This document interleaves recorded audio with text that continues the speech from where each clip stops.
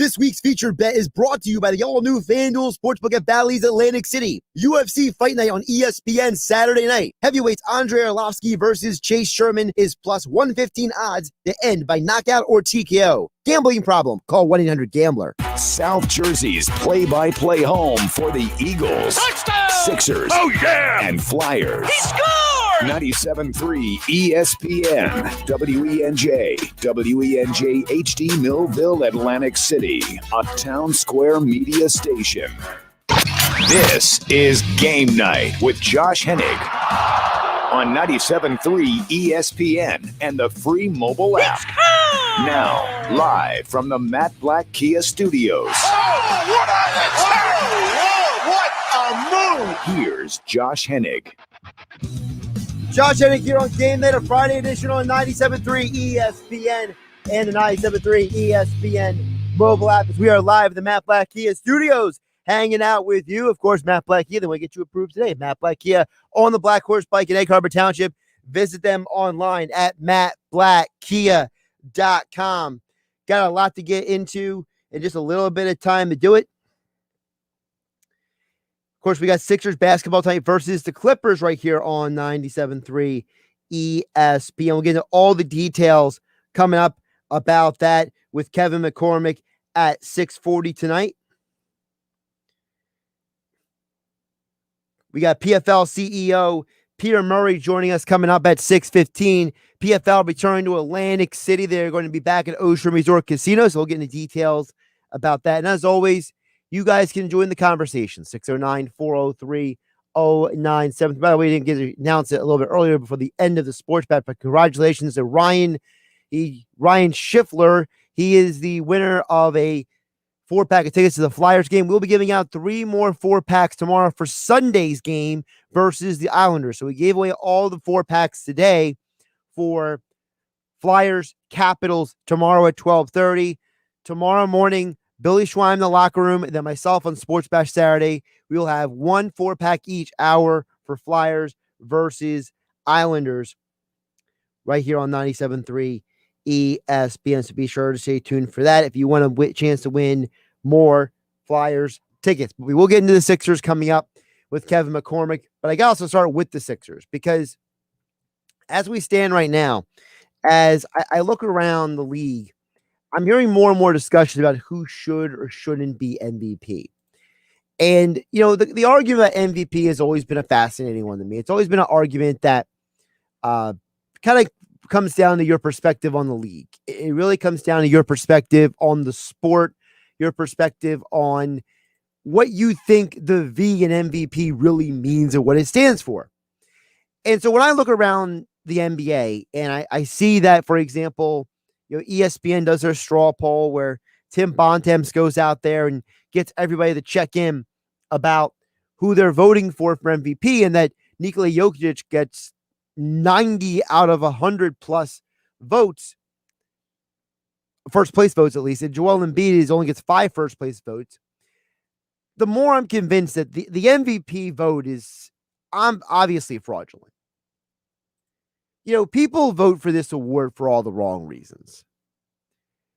People don't care anymore with that the V in MVP stands for most valuable. They don't care that the V is supposed to be a representation of who is the most important, the most valuable, the fill in the blank adjective player in this league. So many times it's who has the best stats, who has the most amazing accomplishment. And I think that whole concept is ridiculous.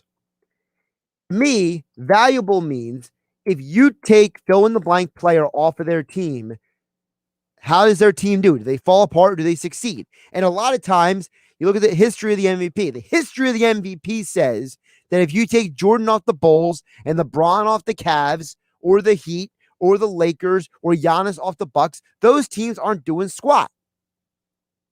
So when I look at the MVP award, to me, it should come down to who is the most valuable player, not who has the sexiest stats.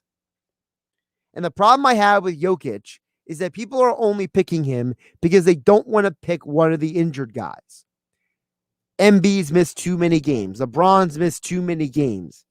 They don't want to give it to Giannis for a third straight year, even though you could argue he probably shouldn't have gotten it last year, and he got it because of analytics, and he didn't get it because of actual on-the-court basketball. The guy who should have won the MVP last year was LeBron, but they didn't want to give it to LeBron. They gave it to Giannis. And that's really where, for me, the rub is.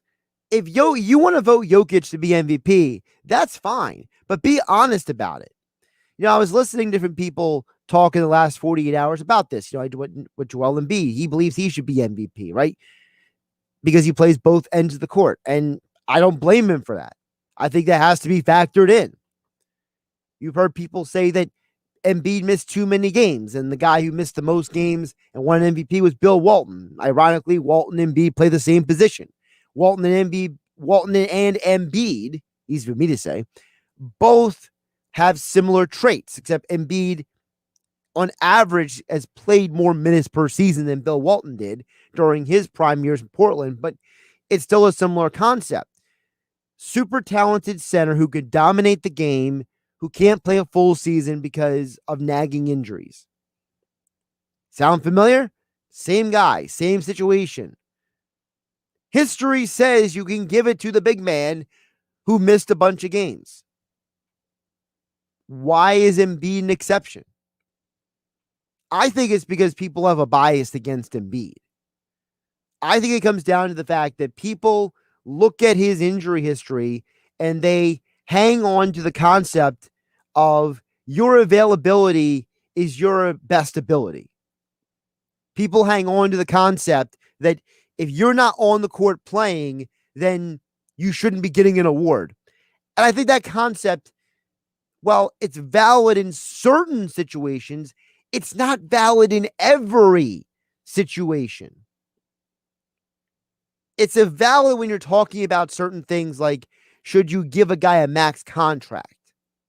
But when a guy is having an historic year like Embiid, a guy who is outpacing other centers historically in terms of free throws made, in terms of offensive efficiency, in terms of multiple stats per 100 possessions, per 100 minutes, per fill in the blank stat. There's all these numbers out there that show that Embiid's having an historic season, but we're really going to hold against him missing 10 games due to injury and a couple games due to COVID protocols?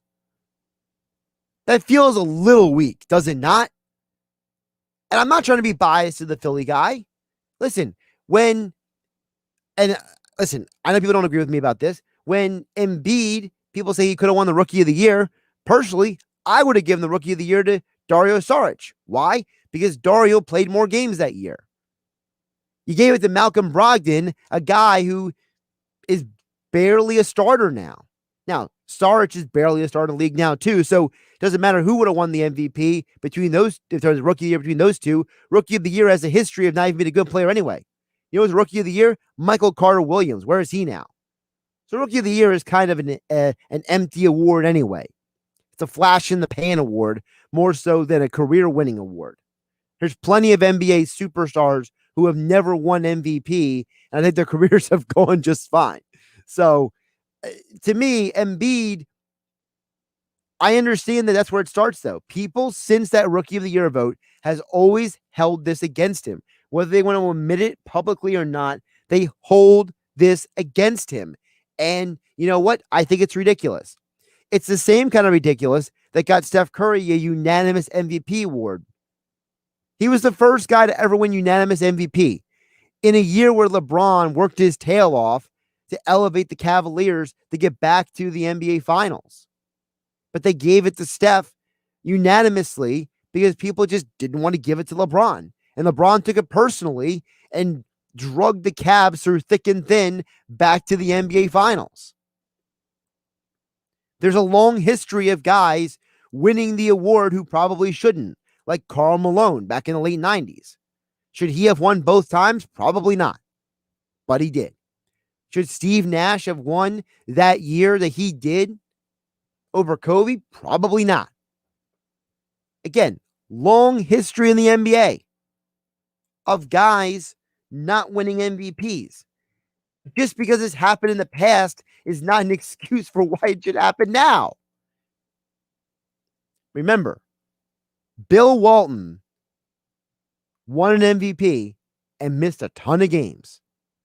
There's no reason why Embiid can't either. And by the way, in a COVID season, are we really holding all of the standards that we do in a regular season? Shouldn't we give a little bit of leeway, a little bit exception for the fact that this entire season is upside down anyway, and guys are playing a ridiculous amount of games in a short amount of time?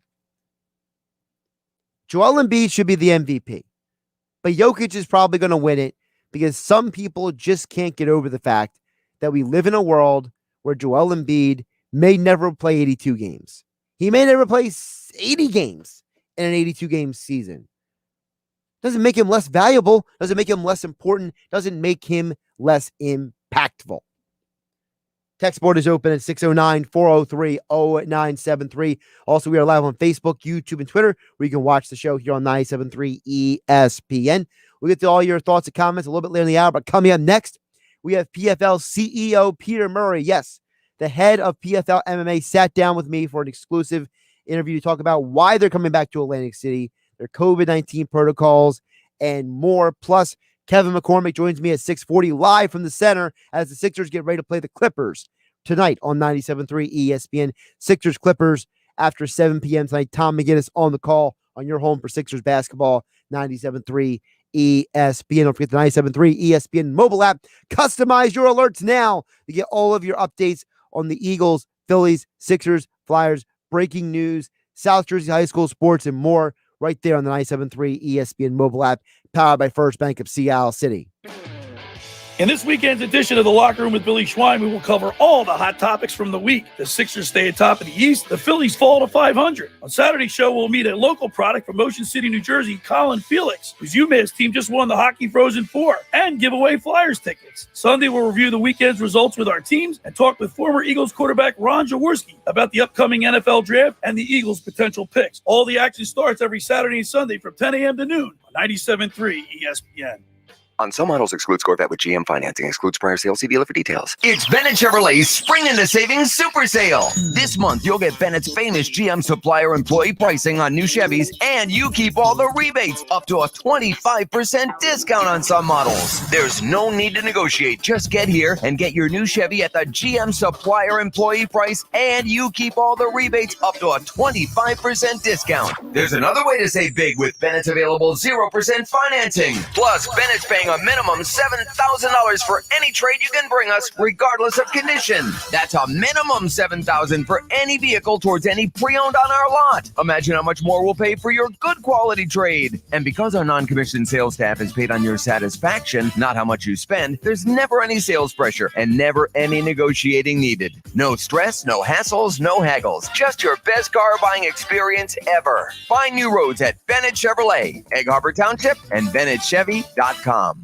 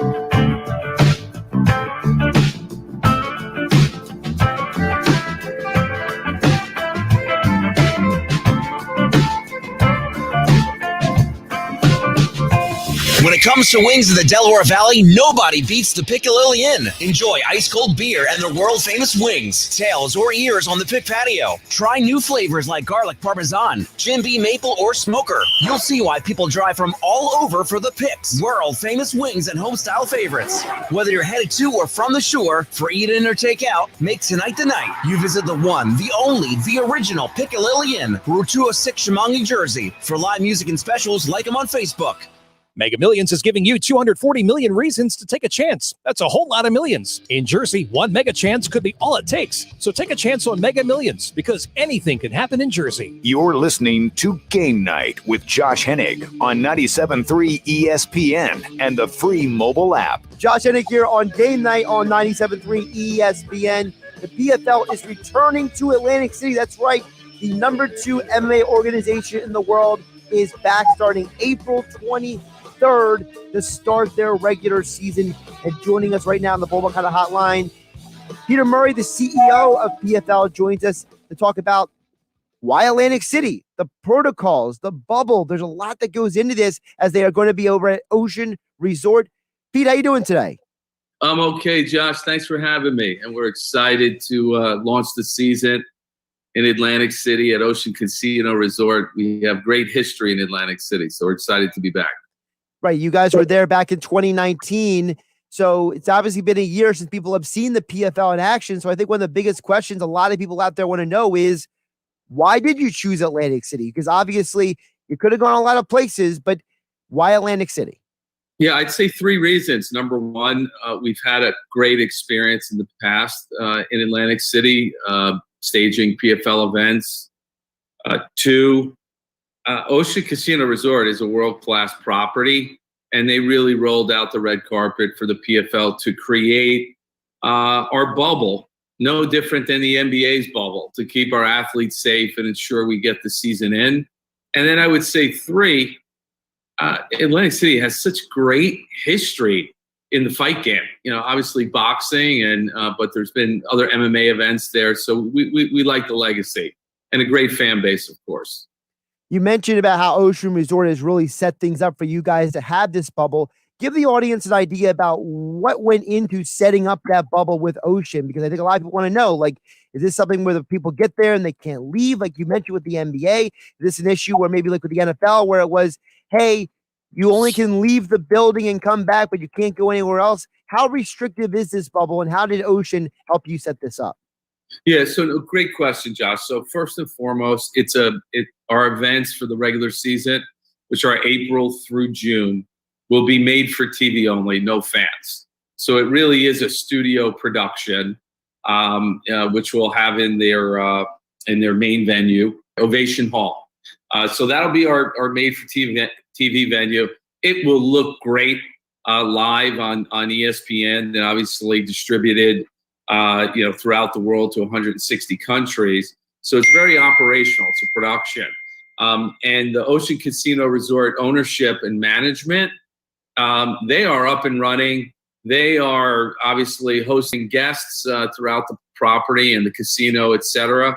But for the PFL, we carved out exclusive rooms and floors and segregated areas so that our fighters can train and prepare and actually keep them insulated from other guests as it relates to all the COVID protocols. We're doing daily testing, segregating the fighters, supporting their training, as I mentioned, in preparation.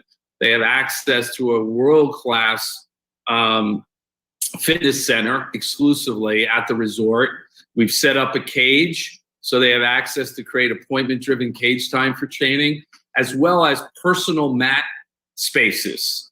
So, fighters, we do have COVID protocols in terms of distancing and different zones where our operational staff, we are limiting the amount of people that have access to the fighters themselves. So this really does sound very similar to what the NBA did. This really does sound like you literally have a carved out section of the resort that is only for you guys. So then how does it work with the other amenities? How are players, they're the fighters, they're athletes, they're not players, but they're athletes or fighters. How are they getting food? How are they getting amenities? How is that all working? Because I assume that if you have a section to you guys self, there's probably other amenities that are separate to you guys as well, correct? Yeah, correct. I mean, we have a dedicated fighter services team on property who are employees of the PFL and affiliated with the PFL, and their jobs are every day to help the athletes schedule all of their training times, access to different points in the property, and in addition to meal concierge program that's been put in place, as well as other services. Peter Murray, CEO at PFL, joining me here on the Boardwalk Hunter Hotline here on Game Night on 97.3 ESPN. The PFL regular season starts April 23rd, and as he mentioned, it goes through the summer. Of course, at the end of every year, PFL doesn't just award a champion for the playoffs, but also they walk away with a nice $1 million check, which is also a nice perk that a lot of other sporting organizations, not just MMA, sporting organizations can't lay a claim to at all. You mentioned the COVID testing. What kind of COVID testing we talk about? People know about the nasal, people know about the saliva.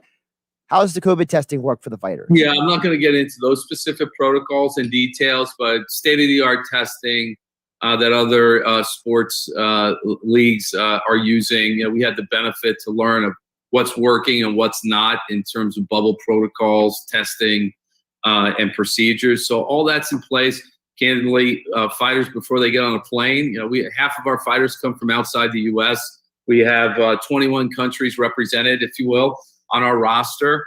And so before anyone even steps on a plane, they do receive a COVID test from the PFL and our testing partner prior to getting on a plane. So they obviously they must test, negative.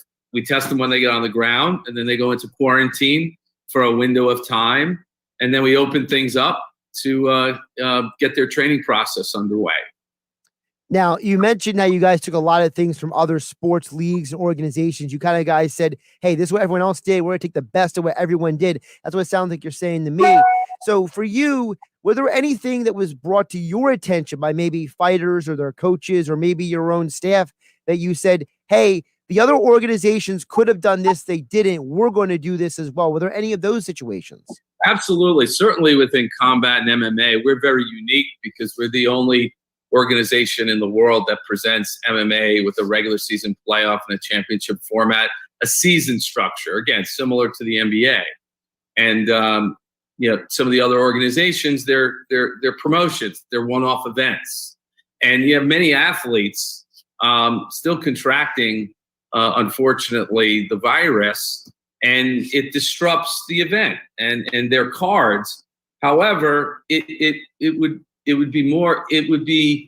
have a more negative impact on the PFL if that should happen, because all of our athletes, they got to start with us, and then they got to earn their way through the regular season to the postseason. So, we really can't just be swapping in and out athletes and changing cards event to an event. Every event in the PFL leads to the next. Every fight counts. So this is why we really had to create a traditional bubble for all the athletes competing, unlike testing and protocols for one-off events. And one of the decisions we did make was 17 days.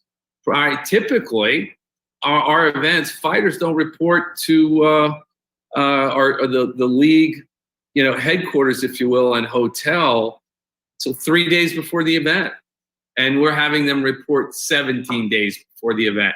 So should a fighter or even a member of their team contract the virus, they can at least go into quarantine and still have an opportunity, should they not be experiencing any symptoms. Once they're cleared, they'll still have an opportunity to compete. So that went into some of our thinking. Now, of course, you guys are in Atlantic City over at Ocean Resort. It's very exciting to have you guys back in town, but there will be no fans. You said earlier, this is a TV-only production. So I'm assuming that part of the reason why you developed this bubble was because even though there are fans slowly coming back to events, it sounds like to me what you're saying is, and correct me if I'm wrong, that you're saying in order for us to make sure the quality of the bubble, the structure of the bubble stays intact, that we don't want to risk anything. Am I reading that properly? You are. Yeah, we're very focused on not bending that bubble, being very conservative. We'll obviously evaluate after the regular season as we think about postseason, changing some of our policies and protocols for the athletes and the operational staff. And perhaps, we're hopeful that fans will have access to attend the events. But we'll cross that bridge a little later in the season, and we'll go from there. Is there any consideration for the postseason being in Atlantic City as well? Not at this time. We're committed for the regular season, and likely we will be taking our playoffs to another location for a mini residency. But we'll be back to Atlantic City certainly next year, and more events to come. Peter Murray, the CEO of PFL, joining me here on Game Night here on 97.3 ESPN. Of course, PFL regular season, you can watch all the fights, ESPN2, ESPN Plus. All the coverage starts April 23rd. And speaking of April 23rd, you guys are starting off with a bang, P. I mean, you guys had a good roster. You have a really good roster for this year. I mean, you got guys like former lightweight champion Anthony Pettis. You have Kayla Harrison returning. I mean, who are some of the fighters that you're excited about? Because I know for me as an MMA guy, I'm looking at your roster and I'm saying, let me tell you something. This is competitive with anybody on planet Earth right now. And I mean planet. This is not just a U.S. thing. This is an international thing you guys got going on. No, I appreciate that, Josh. Yeah, we've worked really hard, candidly, in 2020 to improve the roster, elevate the level of talent. We have some of the best athletes, to your point, in the world competing in the PFL. You mentioned Anthony Pettis coming over. He's still in his prime. He has something to prove. He wants to take down another belt, and he loves the idea of fighting potentially, if he makes it to the championship, 4 times in 7 months. There's no other bigger challenge in MMA to go through that type of format and the cadence of that. I mean, top fighters in the world typically don't fight more than 3 times, some 2, and no more than 3 times in a given year, but 4 times in 7 months. It's a big challenge, and we have top competition. And to your earlier point, there's a prize. At the end of the day, every athlete in the PFL knows they have a clear shot and what it takes to become champion. And it's called they earn it. And so we provide that opportunity. So really, that's what's compelling star talent coming over to the PFL. We're on a global stage. We have top talent, and we give a transparent opportunity to become champion. Those 3 things. So you got Anthony coming over. You mentioned, I think you may have mentioned Rory McDonald, former Bellator welterweight champion, also in his prime, has something to prove, and is looking forward to this challenge and opportunity. Fabrizio Verdum, arguably the greatest of all time heavyweight in the sport, 2-time champion in the UFC, and he's still in my view, he's the Tom Brady of MMA. He is still active. He's still in the game, and he's competing with the best of them at any age and taking them on. So he also has something to prove. So we're excited about Fabrizio, and we'll be announcing Claressa Shields. Her debut date is actually June 10th. It'll be in Atlantic City. Now that is an epic moment in sport, not just MMA.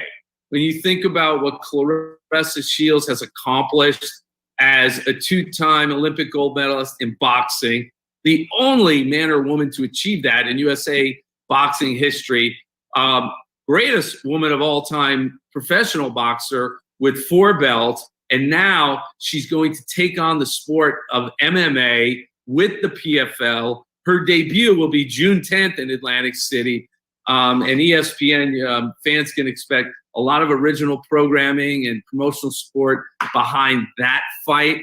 I'm really, really looking forward to it.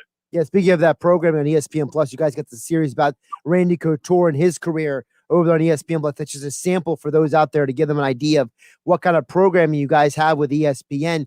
I'm glad you mentioned about Claressa Shields because this is someone who I think she embodies what you guys talk about. She wants to compete. She wants to be the best. And to me, when you have fighters who say, I want the challenge, I embrace the challenge, to me, that's what elevates you guys. Because let's be realistic. There are some fighters, they're not interested in the dangerous. They're not interested in the unknown. They're interested in just, getting their check, doing their fight, and moving on. And Claressa is a perfect example of the best at what she does, saying, I want to just be the best at boxing.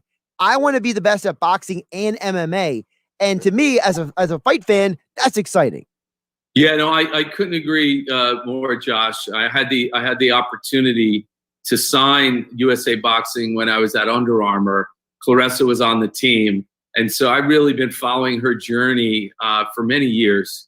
And, really jumped at the opportunity to sign her. And she trusted us. Our president of fighter operations, Ray Sefo.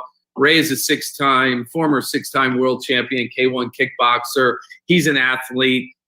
He's also a trainer. He develops elite talent in MMA. And so she really trusted us to help shepherd her into the sport. And also we were open to her competing with another promotion in boxing, if you will, and her competing in boxing while she enters MMA. And we're all about supporting the athlete. And her absolute goal is to be a two-sport champion. And so we'll be part of that journey. And I know fans it's going to be a highly anticipated event, June 10th. And let's not forget, this is an Olympic year. And MMA is an outlet for Olympians around the world, from different disciplines, whether it's wrestling, now boxing, obviously judo. Kayla's a two-time Olympic gold medalist.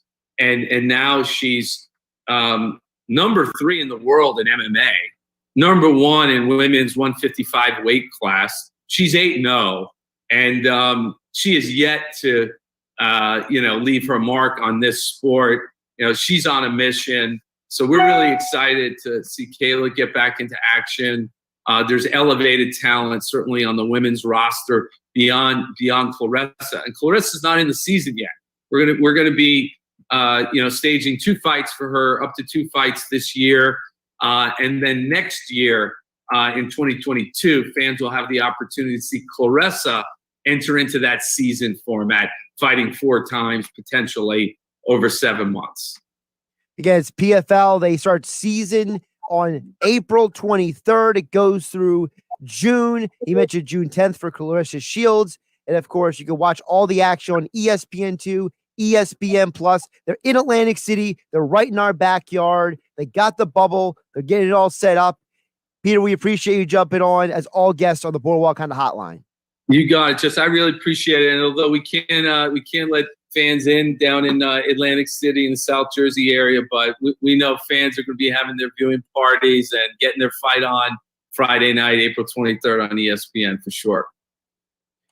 Thanks again to Peter Murray for joining us on the Boardwalk Honda Hotline here on 97.3 ES. Don't forget Game Night here on 97.3 ESPN is being brought to you by my friends over at FanDuel Sportsbook. One of the things I love about betting on basketball is I'm always finding new player props or game props that I like, and I want to put them all together. And you can do that with FanDuel Sportsbook. You can combine these props to make a same-game parlay to score an even bigger payout. And you can only do this with FanDuel Sportsbook. If you haven't tried FanDuel Sportsbook yet, new users get a free first bet up to $1,000.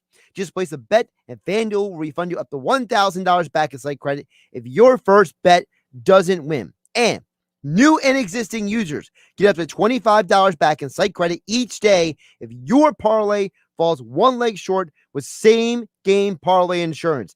That's right. Every single day, you can get same-game parlay insurance. That's one of many reasons why FanDuel Sportsbook is America's #1 sportsbook. So download the FanDuel Sportsbook app or use my promo code Hennig at sportsbook.fanduel.com when you sign up to get your first bet risk-free and same-game parlay insurance all basketball season long. That's promo code Hennig on FanDuel Sportsbook. Must be 21 or older, play in present NJ or PA. Refund issued is non-withdrawable site credit that expires in 7 days. Max refund $25. See terms at sportsbook.fanduel.com. bet.fanduel.com. Gambling problem, call 1-800-GAMBLER. Coming up next, joining us live from the center, Kevin McCormick, our Sixers writer for 97.3 ESPN.com, with the latest of who is not playing tonight. Well, it's a lot more people than you think. Coming up next, you'll find out who on GameNight on 97.3 ESPN FM and 97.3 ESPN mobile app, powered by First Bank of Seattle City. It's Sixers basketball tonight on 97.3 ESPN with the voice of the 76ers, Tom McGinnis, calling all the exciting play-by-play action. Joel has it again. Between the legs, backs up, shot in the air. It's good. Oh, man, that guy's 7 feet tall. The Sixers host the LA Clippers tonight. Coverage begins at 7 p.m. Philadelphia 76ers basketball on your radio home of the Sixers in South Jersey, 97.3 ESPN. At Ocean First Bank, our first thought is you. We put you first in all we do.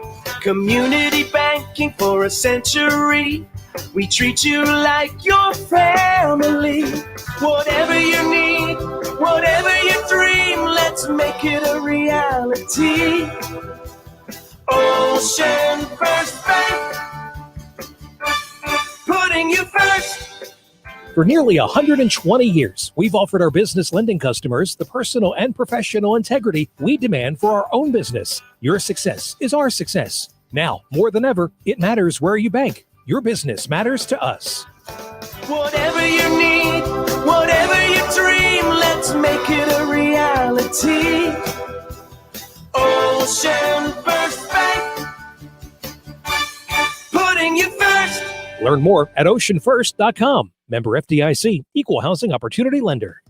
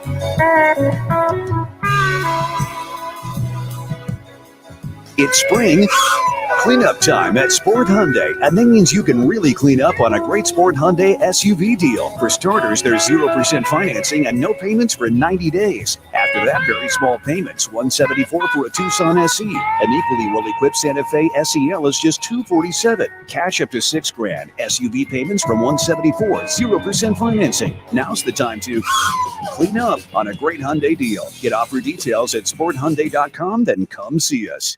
Mega Millions is giving you 240 million reasons to take a chance. That's a whole lot of millions. In Jersey, one mega chance could be all it takes. So take a chance on Mega Millions, because anything can happen in Jersey. Now, more Game Night with Josh Hennig on 97.3 ESPN and the free mobile app. Back here on 97.3 ESPN, Josh Hennig back here in the Matt Black Kia Studios here on 97.3 ESPN. We're going to go up to the center next. Kevin McCormick live at the center. And of course, our Sixers coverage with Sixers at Clippers tonight at 7 p.m. It's all being brought to you by our friends over at Trifecta Therapeutics in Glassboro, South Jersey's premier sports rehabilitation and physical therapy center, treating the pros and the Joes. Visit them online at trifectatherapeutics.com. Who actually is playing tonight? Well, we're going to find out next, because Kevin McCormick is up there at the center to give us all the details. He joins us live from a club box here on 97.3 ESPN. Kevin, how you doing up there? Josh, I'm doing good. How about yourself? I'm doing well. So it looks like that. So let me get this right. So it's for the Sixers, no Harris, no Curry, no Dwight tonight. And then for the Clippers, no Kawhi. Who am I missing? Potentially Paul George, who is listed as a game-time decision due to a non-COVID related illness. Ty Lue said he didn't participate in shoot-around today. The Clippers are also without Serge Ibaka, so they're going to lose some height there too. He's dealing with a foot injury, I believe, and he didn't even travel with the team on their current road trip. So basically, this is another night where the Sixers are playing a team that is at half or less power, and the Sixers will also be at half or less power. So did Doc give you guys any information about exactly why no Harris, Curry, and Howard? I mean, I believe Howard is still the knee issue, right? So what is Curry and Harris' situation? Curry was kind of out of left field. Harris was a name he brought up after the Brooklyn game. He didn't play Tobias in the fourth quarter due to he saw him limping. The knee's kind of been something that's been bothering with him, and he's been kind of 50-50 about it these past few games. But I guess seeing how the Clippers are a little depleted and how the Sixers are off Saturday and Sunday this upcoming weekend, they decided to take this game, give Harris a couple extra days off his feet, because they're going to need him in this upcoming stretch now that we're about 16, 17 games before the start of the postseason. So it seems like this is more of like for the Sixers at least, more preventative than it is a serious situation. Is that a right read? Yeah, it doesn't seem like anything is super serious. Even when Dwight sat against Brooklyn, Doc said it was more maintenance than something serious. So they could just be looking at a chance of, starting to space out guys, get them some extra time off their feet, because we're heading into that stretch of the regular season where teams are more shifting their focus from the regular season to starting to get fresh and get ready for the start of the playoffs. Now, obviously, this game tonight, someone who is playing is Joel Embiid. And I opened the show talking about this, Kevin. Of course, we got it up at 97.3 ESPN.com, what Joel said about him being the league MVP. Kevin, my position is this. I just think there are people in this league who don't like Embiid. I think there is a group of people who just don't like Joel. They don't like the fact that he doesn't fit the narrative of the modern NBA. And no matter what, they're just not going to vote for him, because it goes back to the Rookie of the Year. They didn't vote for him then. They're not voting for MVP now, because they're going to find every reason. They're going to hold against him the injuries. They're going to hold against him missing time for COVID protocols, because they just don't want to give this guy a vote. That's my opinion. I think there could be some truth to that. I could see Joel Embiid ruffling some feathers early on in his career when he was more of an open personality, and he engaged in a lot of banter with players and opposing franchises on social media and stuff. But, I mean, before he went down to injury against Washington, it was really starting to form league-wide that he was the front runner for the award. And even now in the latest Sherrill report, he's still second behind Nikola Jokic. So I think he's kind of behind the eight ball a little bit due to the games missed, but I don't know if he's down and out yet in terms of potentially being in the mix to win the award. Well, it depends on who you ask, because if you ask Tim Bontemps, his straw poll says 100 people are voting for Nikola to be the MVP, first place vote. So I guess it depends on who you ask. Kevin, I just believe that in this year of COVID, you can't sit there and hold Embiid to the same standard or anybody to the same standard that you would during a regular season. Because let's be realistic, in a regular season, dudes aren't dealing with COVID protocol. Dudes aren't playing a condensed schedule. You could argue that, as some people have, and we discussed the other day, some people are getting more injured now, and it's because of the condensed schedule. So to me, if we're going to on one hand say people are getting injured, it's up. Then why are we holding an injury against Embiid? Absolutely. I could see the time missed due to actual injury be something that affects Joel Embiid's MVP case. But the issue is when people bring up his games missed, they use the total amount of games where, like you said, there have been times this season where guys have missed time due to health and safety protocol, and you could be out 2 weeks, and in this condensed schedule, that could cost you 8 or 9 games. And for a player that's in the mix to win the MVP award, that could really hurt you. So I think when the games missed argument of the MVP award gets brought out, the only games that should be held against Joel Embiid are the games he missed due to actual injury, not time that he was forced to sit because of health and safety protocol. Because, like you said, that's something out of their control, and it's something that's not dealt with during a regular NBA season. Kevin McCormick joining us here on Game Night on 97.3 ESPN. Of course, he is live up there at the center. As you can hear sounds in the background.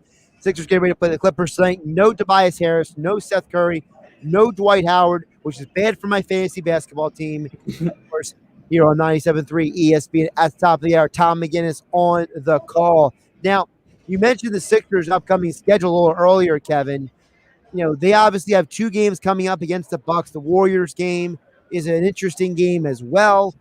What of the games coming up stand out to you the most on this upcoming schedule?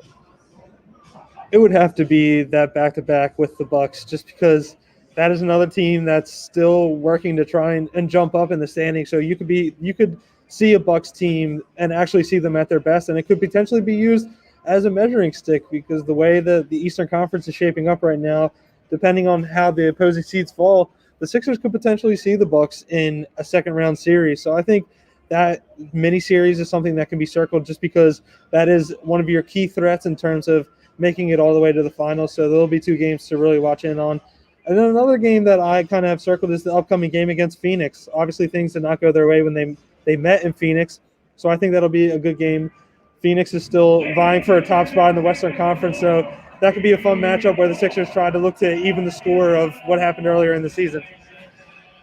Of course, the starting lineups are now out as I'm looking on my screen here. Your Sixers starting lineup is Simmons, Korkmaz, Danny Green, Mike Scott, and Joel Embiid. Your Clippers starters are Mr. Jackson, Luke Kennard, Paul George, game time decision. He's in the lineup.